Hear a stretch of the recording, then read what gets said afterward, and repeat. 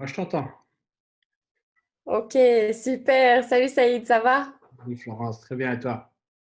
Ça va, merci. On nous entend? Alors, ah, Moi, je t'entends. ouais, j'ai un écho. Il y a un écho quelque part. Super. Salut Saïd, ça va? Oui, Florence, très bien. Et toi? Hop, Oui, il voilà. faut il faut désactiver, si vous faut pas activer le retour chez vous. Donc voilà. Alors, Je comment pense est-ce qu'on qu'on est bon. active le retour? Normalement, il suffit de juste pas ouvrir la page Facebook et ça devrait aller. Ah, d'accord, C'est OK. à vous. Moi, j'ai pas la page Facebook ouverte. Voilà. Très bien. Voilà. Ok. Alors, est-ce qu'on attend quelques minutes pour laisser les gens se connecter?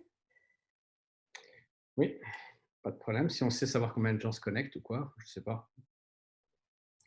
Alors, C'est oui, bien oui, ça? oui.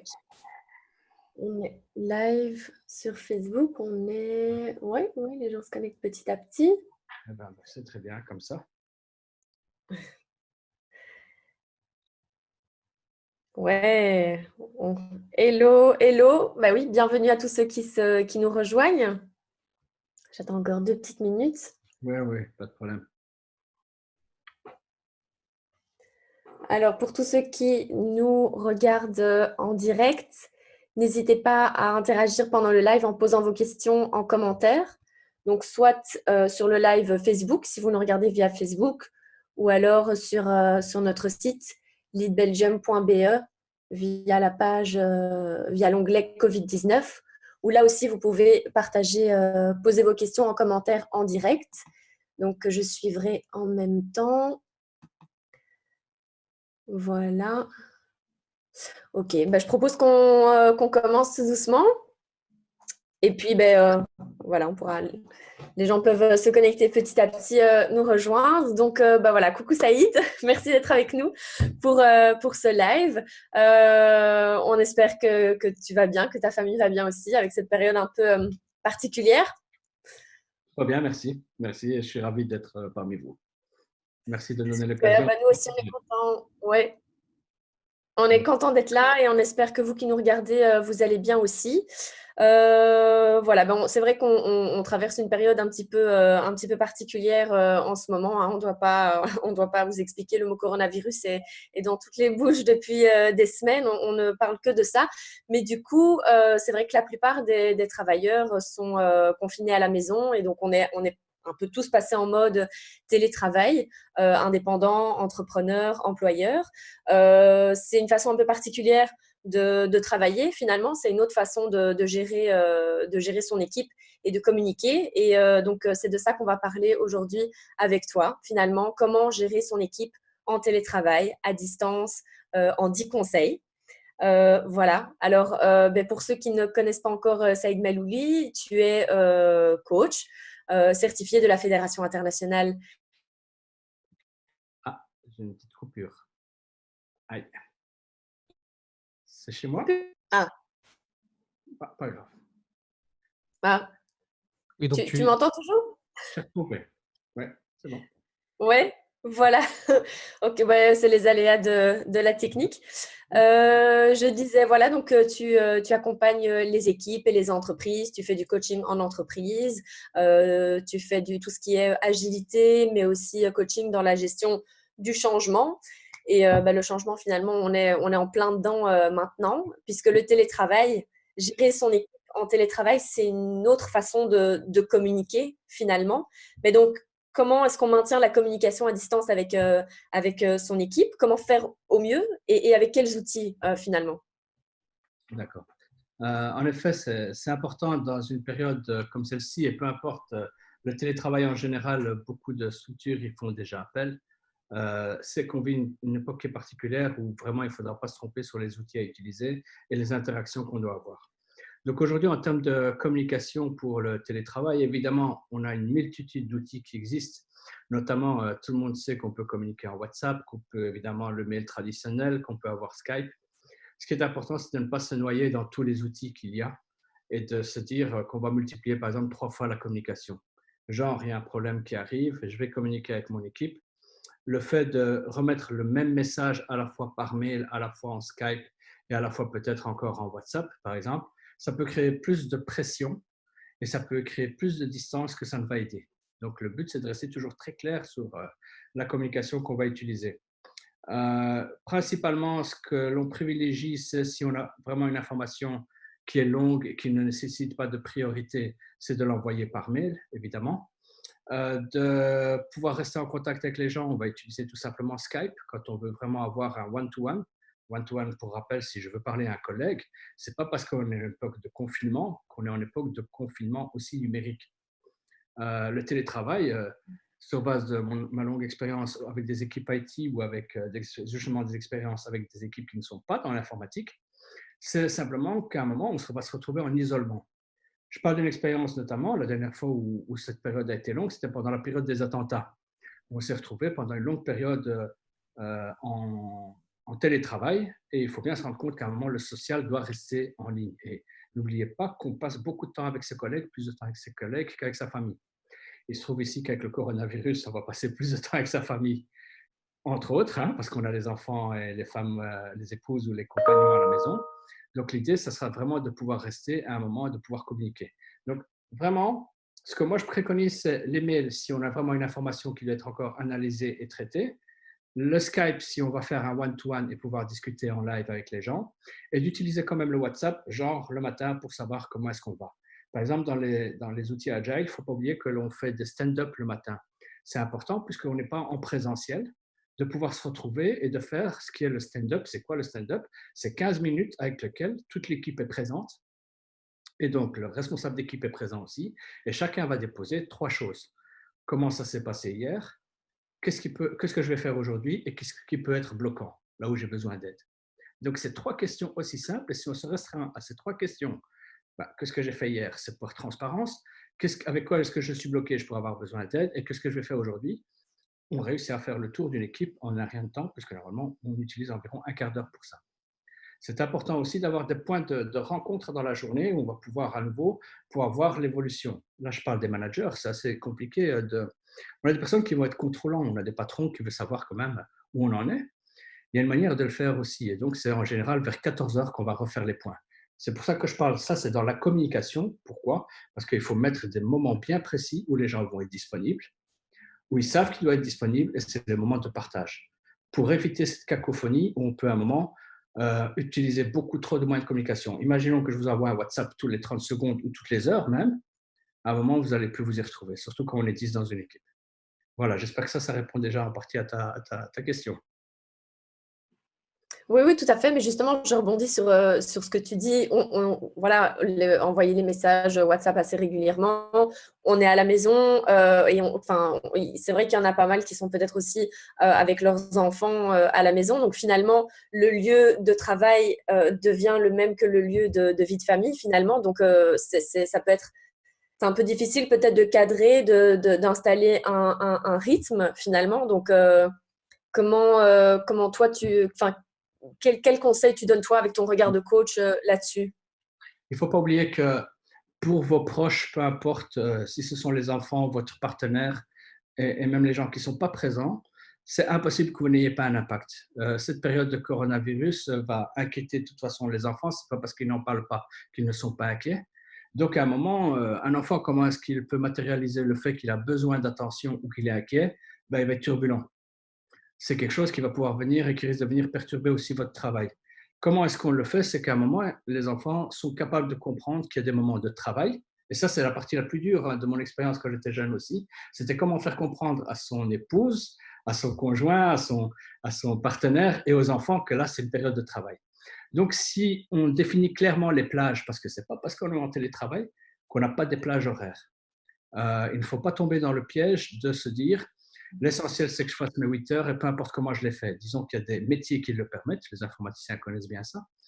Mais la plupart des métiers dans lesquels moi j'interviens aussi, on peut avoir très bien un cabinet de comptable, tout comme on peut être courtier en assurance. L'idée, c'est de bien définir son horaire et d'être clair aussi avec ses collègues. Aujourd'hui, je travaille de 8 heures à midi et puis je reprends de 13 heures jusqu'à 16 heures ou 17 heures. Donc, être très clair sur ses horaires de travail et ils doivent être aussi clairs pour les enfants et pour le partenaire. En même temps, c'est important aussi de garder du temps pour vos familles en ces périodes parce que c'est une période qui va être longue, donc il faudra quand même être dans dans la bienveillance avec les enfants et savoir leur expliquer et être à leur écoute. Donc, prenez bien ces temps de pause avec eux. Pourquoi pas manger avec eux et en même temps manger avec eux. Voilà. Ok, alors on a une question ici. Comment gérer les priorités dans une équipe en période de crise? Comment travaille-t-on en mode dégressif à distance? Alors, en fait, la gestion des priorités, ce n'est pas parce qu'on est en mode, comment dire, qu'on est en télétravail ou qu'on est à distance qu'on ne peut pas gérer les priorités. Il faut savoir qu'on a différents outils aujourd'hui que je pourrais vous partager par après, mais notamment quand on travaille à distance, les agilistes savent qu'on utilise ce qu'on appelle un Kanban. Un Kanban, c'est quoi? Ça vient du Lean. On utilise un tableau et on a des outils aujourd'hui pour pouvoir les utiliser. Il y a un tableau électronique qui s'appelle Trello. Si je voulais le simplifier, je dirais même le plus basique du basique, c'est d'avoir un fichier Excel dans lequel on a mis les priorités qui avaient déjà été définies. Et il faut définir clairement quelles sont les règles pour qu'une priorité devienne plus prioritaire qu'une autre. Sinon, on va courir comme des poulets sans tête. Donc, le plus basique, c'est d'avoir un Excel de toute manière avec ce qu'on avait prévu de faire. Et ça doit être toujours géré par un manager. Il n'y a pas de raison que ça ne le soit plus. Le manager va avoir un rôle très important pendant cette période de télétravail et cette période de crise. On rentre dans un phénomène de communication parent-enfant, comme on l'explique, comme ça existe en communication non violente, et on va se retrouver dans l'ego state, donc ça c'est plutôt de l'analyse transactionnelle. Les équipes, plus que jamais, vont avoir besoin de leur manager pour leur donner des directions et pour les accompagner. À partir de là, c'est au manager de décider est-ce qu'il va utiliser un Excel, est-ce qu'il va utiliser un Kanban. Dans un Kanban, on met toutes les tâches qu'il y a à faire, on les priorise et dès qu'une ressource est disponible, elle va la prendre. En même temps, on peut décider à un moment qu'une tâche devient plus prioritaire que les autres. Par contre, il va falloir être pédagogique, savoir expliquer pourquoi cette tâche devient plus prioritaire et savoir expliquer pourquoi c'est telle ou telle personne qui va le faire. Donc, on peut décider même qu'il y ait une personne qui s'occupe de ces tâches prioritaires. Voilà comment est-ce qu'on gère les tâches prioritaires en ces périodes de télétravail. Ça fonctionne de cette manière-là. C'est la seule manière qui peut fonctionner. Et ça m'amène à une cérémonie qui a lieu une fois tous les 15 jours, hein, tous les 2 semaines, qui permet de voir si ça a fonctionné ou pas. Parce qu'à un moment, il faut faire le point. On a mis en place toutes des solutions. On appelle ça une rétrospective. Donc, il ne faut pas oublier tous les 15 jours de faire une séance qui dure en général avec une équipe de 8 personnes. Ça dure à peu près 1 heure. Ça s'appelle une rétrospective dans laquelle on va voir 4 angles du travail qu'on a fait sur les 2 dernières semaines. Donc, l'équipe, on va leur mettre 4 éléments qui sont le start, ce qu'on doit commencer à faire, le stop, ce qu'on doit arrêter de faire, le continue, ce qui a bien fonctionné durant ces 2 dernières semaines et qu'on veut continuer à faire, qui est une bonne pratique, et ce qu'on veut améliorer. Donc, sur ces 4 cadrans, les gens vont pouvoir venir déposer ce qu'ils voudraient voir comme attitude qui commence enfin, ou comme élément qui devrait commencer. Pourquoi pas dire je veux enfin une règle de communication, parce que j'ai toujours été débordé par tous les canaux de communication. On peut continuer le fait de se rencontrer, d'avoir des one-to-one avec le manager, le patron, pour avoir des informations, donc avoir des sessions particulières en cas de besoin. Et donc, cette partie rétrospective, on ne peut pas prendre le luxe de l'éviter. Voilà. C'est important pour faire le point à chaque fois et être bien clair dans la façon de procéder pour la suite. On a une autre question. Comment organiser les stand-up meetings tous les jours et de façon efficace? C'est une question très importante, très pertinente. Il est important vraiment de pouvoir avoir une heure qui est précise, qui fonctionne pour tout le monde, qui permet réellement de pouvoir démarrer la journée. On peut très bien faire un stand-up à 9 heures comme on peut le faire à 11 heures. C'est déjà arrivé, ça existe. Parce qu'en général, les équipes savent déjà comment elles doivent fonctionner. Le plus important, c'est vraiment cette partie de prioritisation. Il faut qu'on ait vraiment un product backlog. En fait, c'est quoi? Je vais le garder très simple. C'est l'ensemble des tâches qu'on est censé faire pour la journée. Ça doit être clair pour tout le monde. Et ça, il faut le faire le matin. Donc, normalement, moi, en général, ce que je faisais, par exemple, en mission à Bruxelles Airport, nous avions un stand-up qui avait lieu tous les jours à 9 heures. Et à 9 heures, on se réunit et on peut être à distance. Ça fonctionne très bien. Je l'ai fait avec des équipes qui étaient même dispersées en Inde et au Maroc, puisque j'ai eu des équipes offshore et nearshore. C'est simplement que dans le call, on va avoir tous la même vision, le même tableau avec les informations. Comme je l'ai dit tout à l'heure, revenant d'une manière simple, un Excel avec les points qui étaient destinés pour Saïd. ceux qui étaient destinés pour Florence, ceux qui étaient faits pour Taoufik. Et à partir de là, chacun va expliquer où il en est dans ses points. Évidemment, ça ne sert à rien que je parle d'un point qui date déjà, qui sera pour dans 15 jours. Ça ne m'intéresse pas. C'est qu'est-ce que j'ai fait hier, qu'est-ce que je vais faire aujourd'hui et où est-ce que j'ai besoin d'aide. Ça, c'est les 3 questions principales. Et donc, à un moment, le manager ou quelqu'un qui sera désigné dans l'équipe qui va jouer un peu le rôle du Scrum Master, c'est le rôle du Scrum Master, c'est vraiment la personne qui va à un moment devoir cadrer ça. Parce que normalement, il faut tenir ça en un quart d'heure. Si on passe au-delà d'un quart d'heure, ça devient une réunion, ce n'est pas un stand-up. Ok. Je regarde si on Oui, je t'en prie. une question sur le site. Ok, bah écoute, moi j'ai peut-être une autre question. Je trouve qu'on est quand même dans un climat assez anxiogène, donc c'est pas facile à gérer. Donc, comment est-ce qu'un employeur, indépendant, entrepreneur peut vraiment maintenir le contact? Donc oui, tu as expliqué, il y a différents outils pour maintenir le contact et la communication, mais comment faire en sorte que ça reste un contact social convivial? Tout à fait. Donc, en fait, comme je l'avais dit, on a le stand-up. Il ne faut pas oublier à un moment de pouvoir faire un point aussi peut-être en après-midi. L'idée, c'est que l'employeur, à un moment où le manager doit garder un contact, où il doit expliquer clairement et de manière transparente comment est-ce que lui vit les choses aussi. C'est important de pouvoir partager ici. Les équipes vont devoir, ce qui va primer dans cette période de challenge qui risque d'être assez longue, c'est de rester humain. On va se retrouver à travers des machines, on va se retrouver à travers des messages. Comment est-ce qu'on reste humain? Comment est-ce qu'on reste correct avec les autres? Donc, tout d'abord, un des éléments principaux, c'est de toujours communiquer sur base de faits. Les faits doivent être objectifs. Ça, c'est hyper important de parler sur des faits. C'est important aussi s'il y a une erreur, parce qu'une erreur peut être commise. Il peut y avoir des fautes qui sont commises. Alors, une erreur et la faute, la différence, c'est qu'une erreur, je l'ai fait une première fois, je le répète et je sais que ça ne doit pas être fait, ça devient une faute. Si, par exemple, moi, je ne viens pas dans les stand-up et que ça n'a pas l'air quelque chose qui est important pour moi, si c'est répétitif, ça devient une faute. Il doit y avoir une manière importante pour le manager de savoir, ou le patron, de la gérer. Alors, il ne va pas la gérer devant tout le monde. Ce n'est pas comme ça que ça se fait. Mais le feedback direct est important. C'est, voilà, tu n'es pas présent ou tu es en retard dans les stand-up, voilà ce que moi je ressens, voilà ce que je vois comme impact pour l'équipe. C'est des manières de communiquer qui vont être hyper importantes. Alors, on n'est pas des bisounours, on a des résultats à devoir donner aussi. Il y a un retour sur investissement qui se fait quand on est un employé. C'est important. Quand on est un collaborateur, ce qui compte, c'est vraiment la manière de le communiquer. Et je pense que les collaborateurs, ce qu'ils vont avoir, le gros challenge, ça va être les feedbacks directs. Et un feedback direct, ça se fait toujours de manière objective. On va avoir des tensions qui vont se créer. Il y a des personnes qui sont moins à l'aise de communiquer en numérique. Il y a des gens qui vont vouloir garder les choses pour eux. C'est la plus grosse erreur qu'on pourrait faire. Et donc, à partir de là, c'est important. J'ai une autre manière dont on peut éliminer ça, c'est il faut prévoir des moments de détente. On peut faire des gamifications. Donc, des gamifications, c'est une manière de rendre quand même des moments plus conviviaux. Un exemple très simple, aujourd'hui sur WhatsApp, on reçoit plein de blagues en tout genre sur le coronavirus, certaines plus marrantes que d'autres, mais pourquoi pas faire aujourd'hui, cette semaine, on va faire le concours de celui qui a reçu la blague qui était vraiment la plus amusante. Pourquoi pas?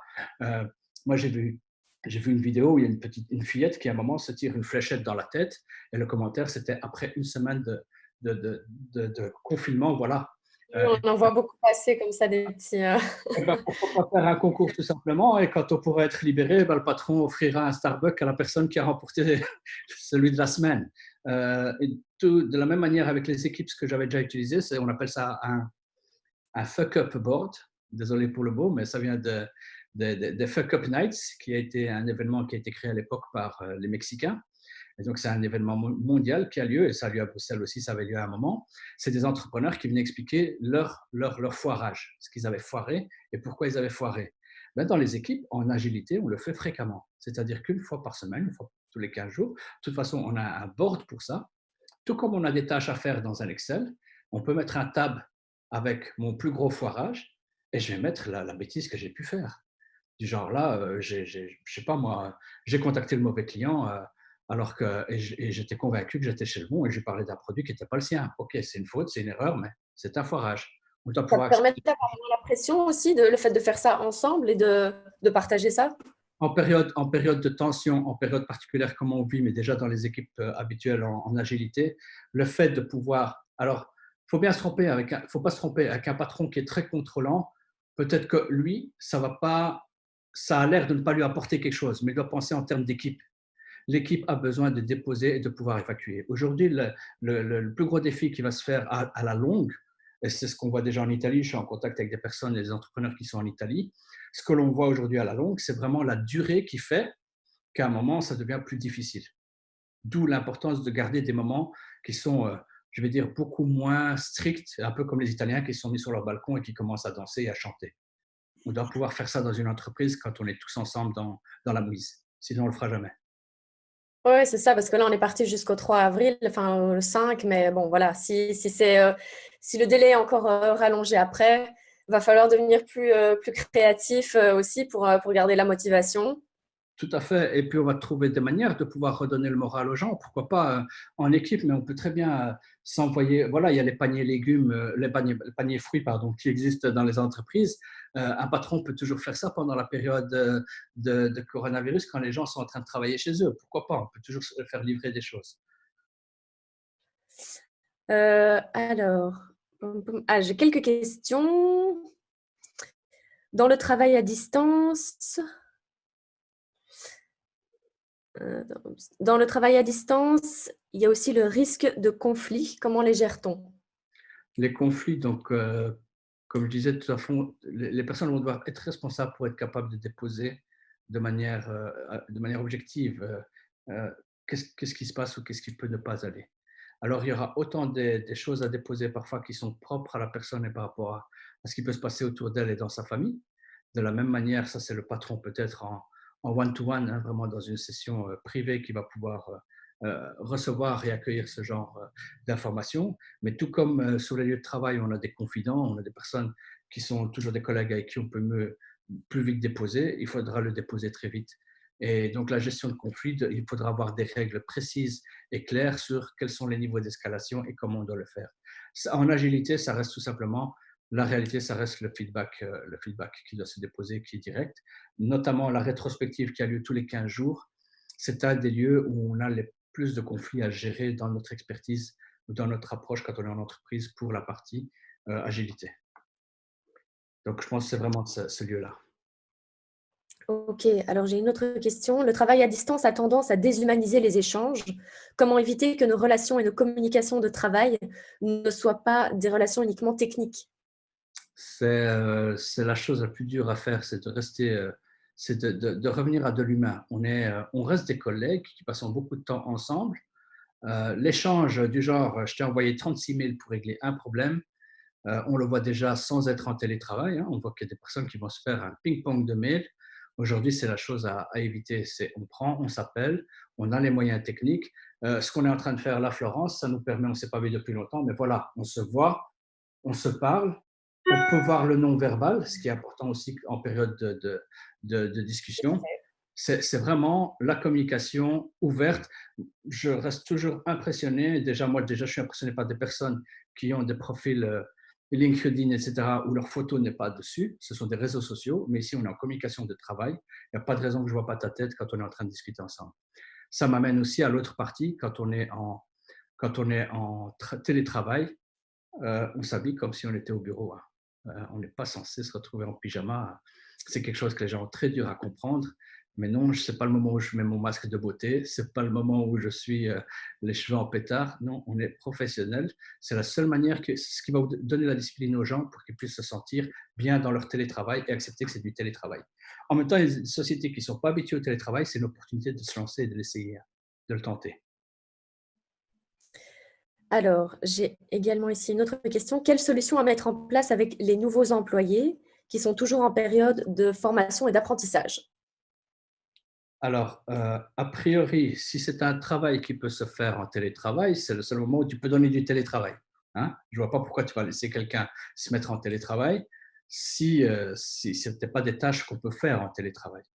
Et à partir de là, je pense que de toute manière, c'est de la supervision qui va se mettre et du mentoring qui va se mettre en place. Ça veut dire que entre le mentor ou celui qui est censé amener la personne vers un autre niveau de capacité, c'est cette personne-là qui devra avoir plus d'interactions, qui devra vérifier plus souvent le travail qui est fait et avoir vraiment des interactions comme on le fait maintenant via les outils comme Skype pour pouvoir vraiment demander ou donner le feedback. Donc, demander comment s'est passée la tâche, donner son avis sur la tâche et avoir un vrai partage.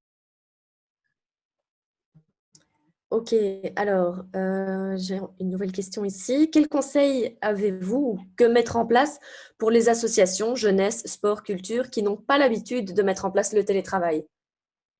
Je pense qu'il faut garder un des outils les plus importants, ça s'appelle le GBS. Ça s'appelle le GBS. Le GBS, c'est le gros bon sens.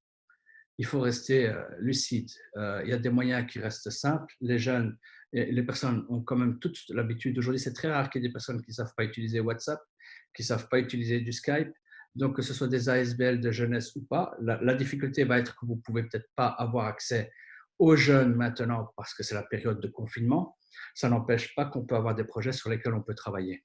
Ce que je pense, et pour le reste, c'est la même approche. On doit prioriser des tâches, on doit faire des brainstorming où on peut même faire des incentives, et ces incentives sont faciles, donc des prix pour la créativité. C'est le moment de travailler sur les tâches qu'on avait laissées de côté, les projets qu'on avait laissés de côté. Il y a des outils que je pourrais partager, je n'ai pas noté les liens ici, où on peut faire de la co-création et de la collaboration. C'est le moment de le faire et les ASBL peuvent le faire. Pour moi, une ASBL, c'est juste un statut qui est différent au niveau légal. Pour le reste, on travaille sur des projets. Voilà. Alors, ici j'ai une nouvelle question. Tout le monde n'a pas un bureau aménagé à la maison. Activer une caméra n'est pas forcément aisé et peut être considéré comme une intrusion dans la vie privée. Comment faire comprendre à son employeur qu'on ne peut pas activer la caméra, par exemple, qu'on n'est pas à l'aise avec ça? Je pense que là, c'est quelque chose qu'il faut oser dire. Je suis d'accord que l'on n'est pas tous à l'aise avec son image, qu'on n'est pas tous à l'aise avec le fait, parce que là, je te parle et je me vois dans le coin supérieur. Hein, et peut-être si je ne suis pas à l'aise avec mon image, c'est quelque chose qui peut être difficile. Je peux ne pas être à l'aise avec ma voix. Je pense que la voix, aujourd'hui, tout le monde l'a résolu puisqu'on parle tous dans un téléphone jusqu'à dernière nouvelle. Et on ne s'inquiète pas de savoir si notre voix est belle ou pas belle. La partie image, je peux la comprendre. Alors, sur la partie aménagement, je comprends tout à fait qu'on n'a pas tous envie on n'a pas tous peut-être les lieux pour pouvoir le faire. Et la caméra, c'est quelque chose qu'il faut être capable de déposer et d'expliquer à son employeur. Ça, je peux comprendre. Mais alors, au minimum, je mettrai une photo parce qu'on sait toujours mettre notre photo. Si j'enlève ma caméra maintenant, tu verras ma photo qui reste figée. Je pense que ça, c'est le strict minimum. Par contre, si on va se retrouver dans un one-to-one, il faut trouver une solution à un moment pour avoir la caméra parce que je pense que le non-verbal reste important dans l'interaction avec les gens. Il ne faut pas oublier qu'on a que 7% qui passent via le verbal. Donc ça reste très important. C'est Ok, merci. l'occasion de passer ces croyances ou peut-être ces croyances limitantes ou ces réalités limitantes. D'essayer de tomber les barrières et travailler ses croyances. Ça, c'est un autre sujet. Moi, je me disais aussi, finalement, si on se met dans la peau d'un chef d'entreprise, un employeur, on est peut-être face à des questions de son équipe, mais on n'est pas toujours en mesure de répondre. Finalement, comment est-ce qu'on gère le je ne sais pas, finalement, mais en essayant malgré tout d'instaurer un climat de confiance et de transparence. Je pense que plus que jamais, les managers ou les employeurs vont avoir un défi qui est de retourner à l'authenticité. Il y a un moment où on n'a pas toutes les solutions. Aujourd'hui, il y a beaucoup d'inconnus dans l'équation. De ne pas pouvoir dire, de ne pas arriver à dire je ne sais pas, c'est peut-être, ça peut être pris comme un manque, comment dire, de confiance. Je ne sais pas comment l'exprimer à l'instant, c'est peut-être pas le bon mot, mais aujourd'hui, l'authenticité va être plus importante que jamais. De dire je ne sais pas, c'est valide, à condition d'essayer aussi de trouver une solution ou de proposer même, parce qu'il faut responsabiliser les équipes aussi. C'est quelle est la solution qui est proposée par l'équipe. C'est un peu trop facile et j'ai vu souvent cette fuite dans des équipes où on voulait tout mettre dans les mains du manager ou du patron et à un moment on ne vient pas avec une contre-proposition ou une contre-solution. Or, aujourd'hui, on est dans un niveau de maturité dans les métiers où les gens sont capables de venir avec une solution ou une contre-proposition. Et donc, c'est ça qui est important. Donc, je le répète, c'est pour faire court, je dois être capable de dire je ne sais pas, de dire si je vais aller chercher l'info quelque part et de dire à mon équipe si j'attends aussi qu'elle puisse me donner des propositions pour que je puisse trancher. Voilà, ça c'est la meilleure manière de le faire. Ok, d'accord. Je regarde s'il y a d'autres questions. Je vois qu'on est, ça fait déjà une demi-heure en fait qu'on est en webinaire. Je regarde s'il y a Je encore. vais juste vous interrompre un instant. Il y a peut-être une question que vous avez ratée Mhm. qui m'a l'air intéressante. C'est comment garder les collaborateurs motivés, surtout s'ils n'ont pas l'habitude du télétravail et surtout que la période risque d'être longue. Donc voilà, c'est une question, je pense, pour toi, Saïd. Ouais, je pense que c'est vraiment la partie où je vous ai dit, c'est le grand défi que moi j'avais déjà expérimenté, notamment pendant la période des attentats. La seule manière de pouvoir garder vos collaborateurs motivés, c'est d'avoir d'abord une vision claire. La vision, elle ne change pas. Ce n'est pas parce qu'on est en période, qu'on a une période d'attentat, qu'on a une période maintenant de Covid, qu'on ne garde pas la vision de l'entreprise.